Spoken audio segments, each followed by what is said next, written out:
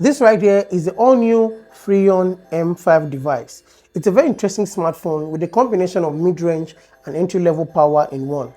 Aside from being a new brand in the market, the specs and the overall performance makes it a very good budget smartphone. It comes with a 50 megapixels AI triple camera, a 5000 mAh battery, a 90Hz screen refresh, and powered by the SoC T606 processor.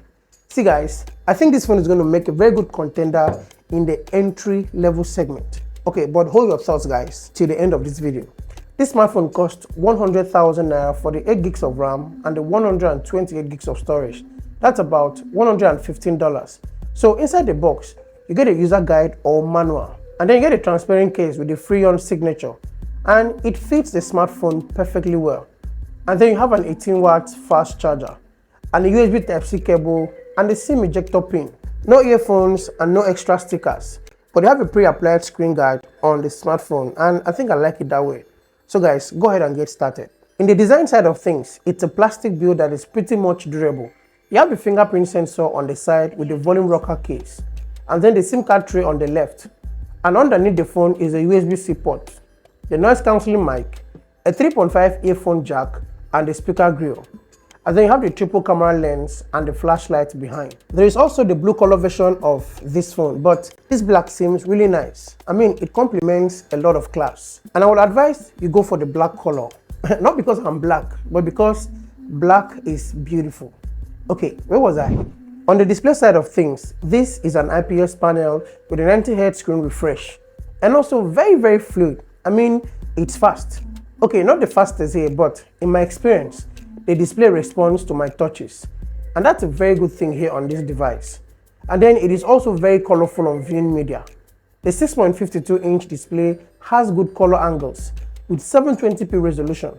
The bezels are visible below and on top.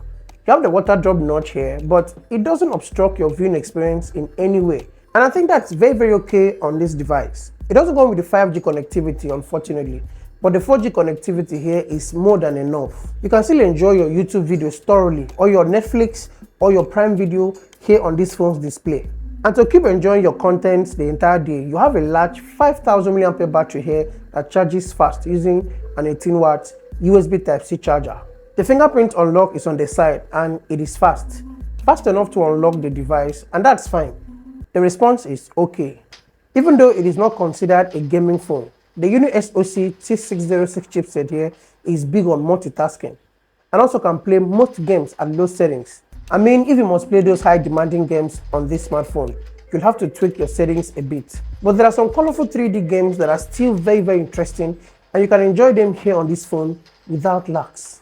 It's a 12nm processor, and you have the Android version 13 here, an 8 gigs of RAM, and a big 128 gig for media storage.